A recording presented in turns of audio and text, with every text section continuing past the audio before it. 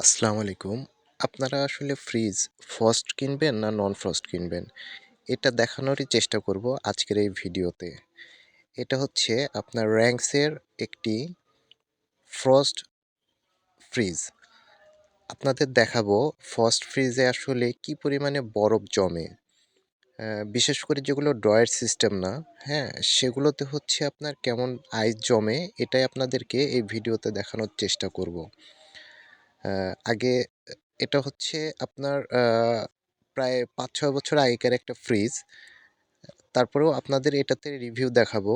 দেখুন কি পরিমাণে আইস জমেছে। এটা কিন্তু মাত্র ২ মাস আগে পরিষ্কার করা। এই ২ মাসের মধ্যে দেখুন কি পরিমাণে আইস আইস জমে গেছে।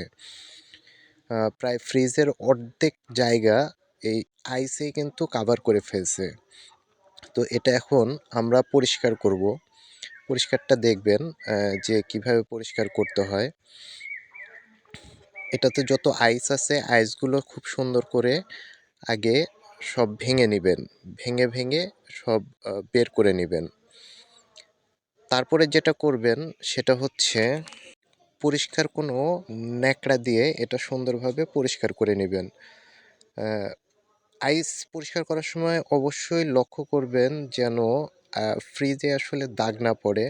অনেক সময় জোরে ধাক্কা দিলে এটা তো প্লাস্টিক জাতীয়, এটা কিন্তু ভেঙে যাওয়ার পসিবিলিটি থাকে। হ্যাঁ? যদিও এই পসিবিলিটি অনেকটা কম। আর এই ধরনের ফ্রস্ট ফ্রিজে যদি আপনারা পরিষ্কার করার পরে অ্যা একটু সরিষার তেল ইউজ করেন, এটা কিন্তু একদম পিওর খাঁটি একটা সরিষার তেল। হ্যাঁ? আমরা এটা একটু দেওয়ার চেষ্টা করব। এটা দিলে কি হবে?